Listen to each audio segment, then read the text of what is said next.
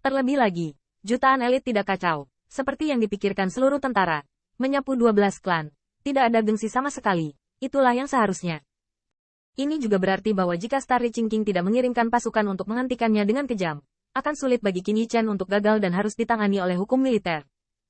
Pada akhirnya, raja yang menangkap bintang tidak bisa mengambil keuntungan sedikit pun. Akankah dia bahagia? Terlebih lagi, betapa bersemangatnya Qin Yichen ketika dia mengeluarkan perintah militer di depan puluhan ribu pasukan. Untuk Raja Bintang, seberapa tinggi peluangnya untuk memenangkan kesempatan untuk memecahkan Wen Tianpas? Anda tahu, pada saat itu, semua orang di Wen Tianguan merasa bahwa perintah militer Qin Yichen sama sekali tidak sulit, dan itu adalah pertempuran yang dapat dipertahankan. Bahkan orang-orang di sekitar Qin Yichen berpikir demikian. Apa yang akan dipikirkan oleh King of Star Peking? Memang benar membandingkan Kaisar Zheng dengan permainan judi. Sebagai seorang jenderal Wen Tianguan, Qin Yichen mengalami 2 kekalahan berturut-turut, seolah-olah dia kehilangan matanya dan ingin kembali, jadi dia mengirim jutaan elit.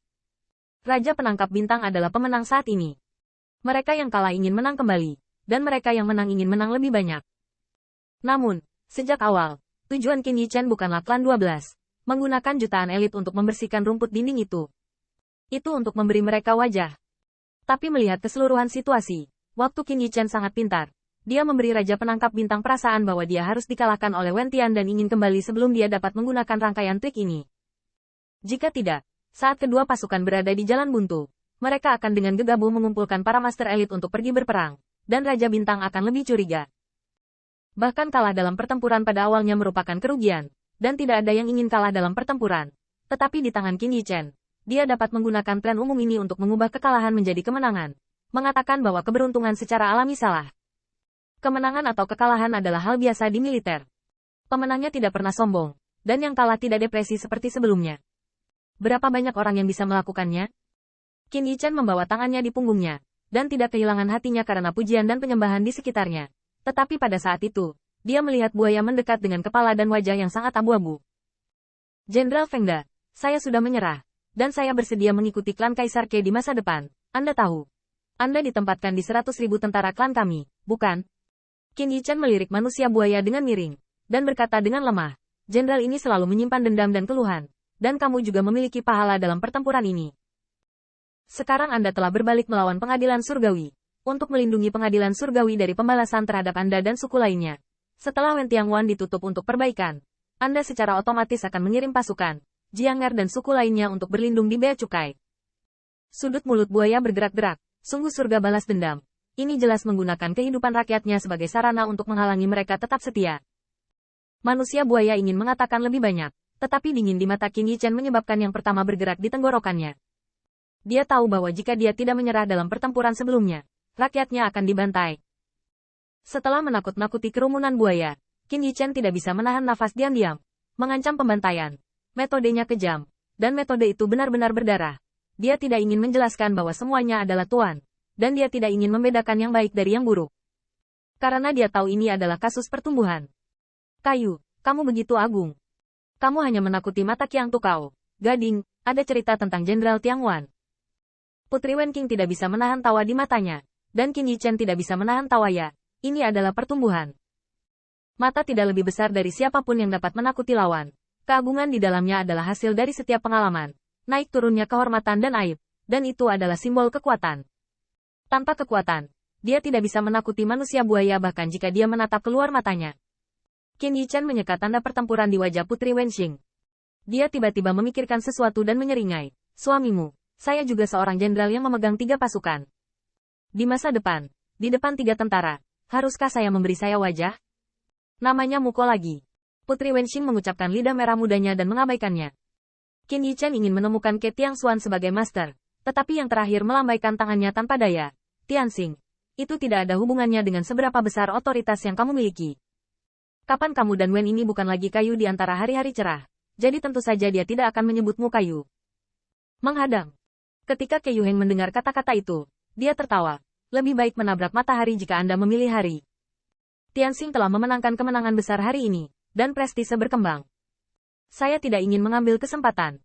Wen-san, pergi, cepat bangun aula umum Tianxing. Tianxing dan Wenxing masih akan menyembuhkan luka mereka. Sudut mulut Qin Yichen bergerak-gerak, seperti yang dikatakan Ke Yuheng. Dia dipanggil kayu oleh Putri Wenxing. bukan karena kekuatan dan kekuatannya, tapi... Nah, aula umum akan dibangun, dan istana umum untuk Wenxing juga akan dibangun. Saudaraku, kalian para jenderal tidak bisa berdesakan di tenda-tenda yang indah sepanjang hari. Ke Wensan membeku sejenak.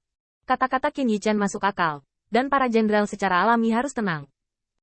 Setelah beberapa kata asal-asalan, dia menoleh dan pergi, tetapi tidak mengambil beberapa langkah, tetapi diam-diam mentransmisikan suaranya.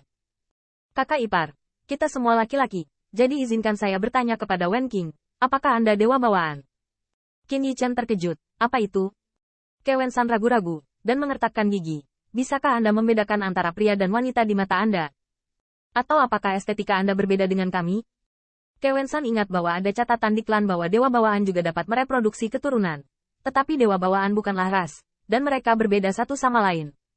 Mereka tidak dapat berbicara tentang satu sama lain. Sulit untuk menjadi saudara ipar. Bahkan jika kaisar sedang terburu-buru dan tidak terburu-buru untuk mengandung keturunan, kejatuhan Wen Qing masih belum terlihat. Sudut mulut Qin Yichen bergerak-gerak, dan dia tidak bisa menahan semuanya sekaligus. Kakak kedua, ayo cari tempat yang lebih panjang dan pendek. Tidak heran Qin Yichen gila. Dan jika ini terus berlanjut, siapa yang tahu bahwa leluhur kedua Kaisar Ke benar-benar dapat memanggilnya untuk pemeriksaan. Pada saat yang sama, di dalam kuil sementara yang dibangun oleh wilayah bintang, bintang-bintang bertitik, redup, dan cerah. Mengingat awal dan akhir pertempuran ini, King of Star Reaching tidak bisa menahan nafas. Saya pikir klan Kaisar Ke yang kehilangan matanya, tetapi saya tidak berharap itu menjadi cara Feng Tianxing. Orang kepercayaan di sekitarnya menderita kekalahan, dan dia secara alami tidak senang.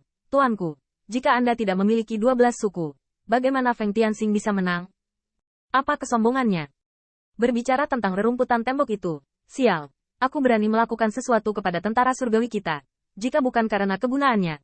Tuanku, dengan gengsi Anda, lemparkan beberapa tulang secara acak, rerumputan tembok itu pasti menjilati wajah mereka lagi. Kembali. Orang kepercayaan itu sangat kesal. Pertempuran Qin Yichen menyebabkan mereka kehilangan jutaan kuda di pengadilan surgawi. Tetapi menghitung kemenangan dan kerugian dari kedua belah pihak di pertempuran sebelumnya.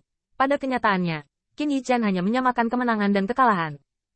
Itu sebabnya orang kepercayaan itu bingung, melirik kedua belas ras dan mengabaikan diskusi.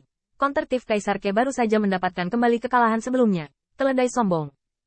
Namun, Raja Pemetik Bintang itu perlahan menggelengkan kepalanya. 12 balapan, tidak mungkin untuk kembali lagi. Begitu ucapan ini keluar, orang kepercayaannya tidak bisa menahan keterkejutan.